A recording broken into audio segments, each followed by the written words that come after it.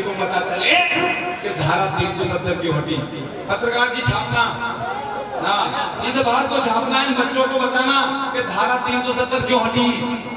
धारा 370 इसलिए हटी क्योंकि धारा 370 लगी हुई थी, इसीलिए हटी। पत्रकार जी धारा 370 हटने का कारण ये रहा, मैंने कहा किसी भी पार्टी के बैठे हो, पार्टी के दूसरे निकाल कर फेंक देना। अगर कोई अच्छा काम करता हो तो उसका समर्थन कीजिएगा, अगर कोई गलत काम करता हो तो इनका विरोध भी कीजिएगा, विरोध भी कीजिएगा।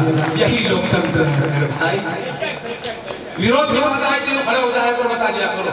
अगर सब अच्छा काम करते हैं सरपंच साहब तो इनका समर्थन किया करो, तभी जाके हमारे कर्नल का विकास होगा। जैसा कि हमारे अभी प्रधान जी ने बताया, कंधे से कंधा मिलकर हम जब काम करेंगे तो निश्चित रूप से सफलता होगी, और सफलता होगी तो धारा 370 हटेगी।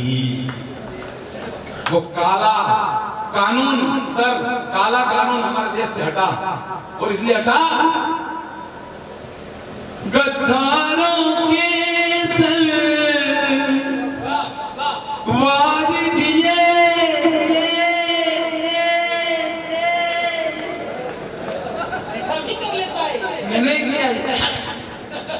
जिगराए सा दिखलाया है, तब जाकर कहीं हमने ये अमर तिरंगा फहराया है। धारा 370 अगर हटी तो कोई तिरंगा उठाने वाला नहीं मिलेगा। ये कहा था महबूबा मुफ्ती ने काश्मीर के अंदर, ये कहा था कि धारा 370 को अगर हटाई तो कोई तिरंगा उठाने वाला नहीं मिलेगा। मैंने कहा महबूबा जी ये 2025 का तिरंगा है, आप उठाने की बात करती हो। क्या तिरंगे की ताकत, छोटे तो देख तिरंगे की ताकत क्या है। तिरंगे की वो ताकत है 2025 का तिरंगा। आपने देखा रूस और यूक्रेन का युद्ध अभी भी चल रहा है, रूस और यूक्रेन का युद्ध चल रहा था, भारतीय लोग वहां पर फंसे में पड़े थे रूस के यूक्रेन के अंदर।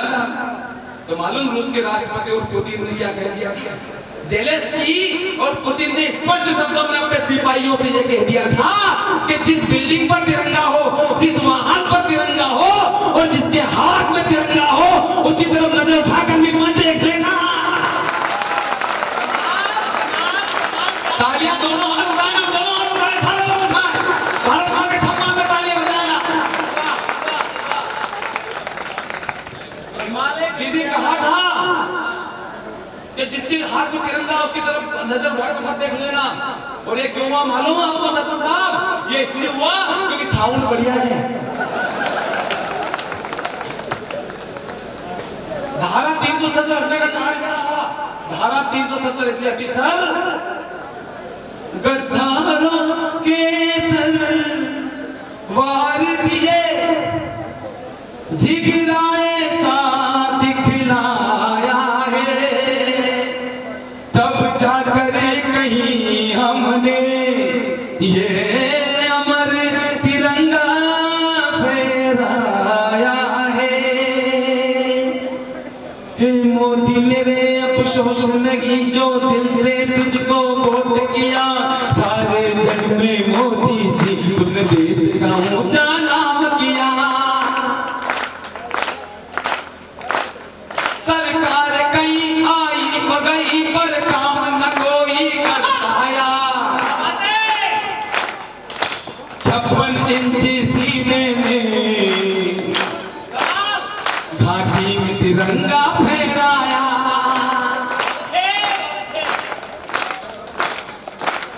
मेरे मोदी तेरे गुणगा तेरे चरणों में झुक जाऊं, बस कितनी है दिल की आरज़ू।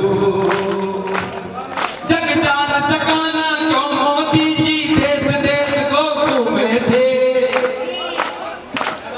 मैं समझ गया था उसी रोज जब संसद की चौखट चूमे थे।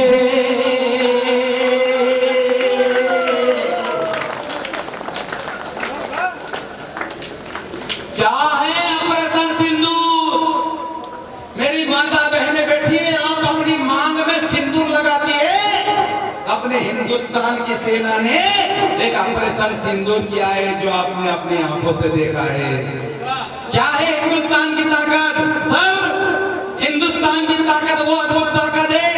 ऑपरेशन सिंदूर क्या है तो भाई साहब, ऑपरेशन सिंदूर यो है कि तेरी हर उम्मीद हर आस रोक लेंगे, तेरी हर उम्मीद हर आस रोक लेंगे, तेरा हर विकास रोक लेंगे। अरे अभी तो रोका है हमने पानी, तेरी यही हरकतें रही तो तेरी सांस रोक लेंगे, सांस रोक लेंगे। ऐसे नहीं पूरा सब बोले भारत माता की।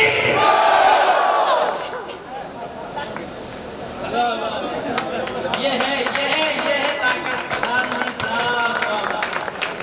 प्रधान साहब ने बहुत अच्छा सम्मान किया। हाँ भाई, मैं समझ गया था उसी रोज जब संसद की चौखट चूमे थे और कहा था सौगंध मुझे इस माटी की मैं देश नहीं मिटने दूंगा, और वचन दिया भारत माँ को तेरा शीश नहीं झुकने दूंगा। 500 साल के झगड़े को किसी महानायक ने दोनों भाई के अंदर झगड़ा खत्म कर दिया। दो भाई लड़ते थे उस झगड़े के लिए, आने वाली पीढ़ियां लड़ती थी, मर जाती थी, लेकिन उस महानायक को मालूम था कि आने वाले समय में अगर ये मुद्दा जीवित रहा तो करोड़ों लोग स्वाभिमान की लड़ाई लड़ते लड़ते मर जाएंगे। करोड़ों लोगों का झगड़ा समाप्त कर दिया। और क्या झगड़ा था 500 साल का, मालूम आपको? आपने मनाया होगा 22 जनवरी का वो उत्सव, 22 जनवरी का वो उत्सव आपने मनाया होगा। मेरी बहनें, मेरे छोटे छोटे बच्चों ने गलियों के अंदर प्रभात फेरी निकाली होगी 22 जनवरी के मेला पर, ढोलक लेकर गाया होगा गलियों के अंदर। मेरी झोपड़ी के भागान खुल जाएंगे राम आएंगे, ओ मेरी झोपड़ी के भागान खुल जाएंगे राम आएंगे, ओ राम आएंगे आएंगे राम आएंगे। मेरी झोपड़ी के मेरे माता मैंने गाए, मेरी झोपड़ी के भागान। क्या दृश्य था बाबूजी, गलियों के अंदर आया। सौभाग्यशाली है हम लोग, मेरी बहन हम सौभाग्यशाली हैं, मेरी बेटियों हम सौभाग्यशाली हैं, छोटू हम सौभाग्यशाली हैं जो राम लला को अपनी आंखों से मंदिर के अंदर विराजित होने आते हुए हमने देखा है, हमने देखा है। एक बार थोड़ा समय दोनों हाथ उठाए और बोले जय जय श्री राम। वंदे मातरम, जय श्री राम, जय श्री राम, जय श्री राम। वंदे मातरम, जय श्री राम, जय श्री राम, जय श्री राम। क्या वातावरण था सर, ऐसा लग रहा था दीदी, ऐसा लग रहा था मेरी छोटी बहन गलियों में जब गुजरते थे। क्या दृश्य था राजन भैया, ओ राजन भैया, क्या दृश्य था गलियों के अंदर हर अंदाज दिया सर हम गुजरते थे। क्या माहौल था, ऐसा माहौल था। आजकल कुछ याद रहता नहीं, एक बस राम का नाम गाने के बाद आज कल और कुछ याद रहता नहीं, एक बस राम का नाम गाने के बाद। क्या दृश्य था, क्या अद्भुत नजारा था साहब, उस दृश्य को हमने जिया। मेरी माता बहनों, मैं आपसे हाथ जोड़कर निवेदन करना चाहता हूँ कि इन बच्चों को, इन बेटियों को, इन छोटे छोटे बच्चों की गुरु हैं आप।